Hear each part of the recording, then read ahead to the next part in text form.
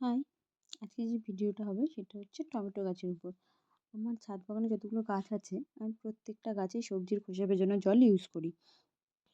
টমেটোর বীজটা তো আমি খোসা ভেজানো জলের মধ্যে ফেলি, তাই সেখান থেকে আমার প্রত্যেকটা টবের গোড়ায়, গোড়ায় প্রচুর টমেটো হয়েছে। আপনারা চাইলে সারা বছরের জন্য টমেটো গাছ কিন্তু এভাবেই সংরক্ষণ করতে পারেন ছাদ বাগানের জন্য।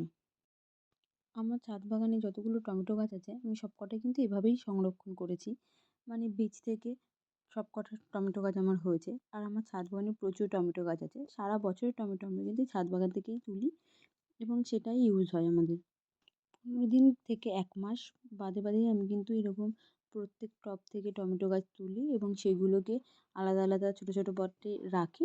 আবার সেগুলো বড় হলে বা অন্য কোনো টমেটো গাছ মারা গেলে সেই টবে আমি সেগুলোকে আবার ট্রান্সফার করে দিই।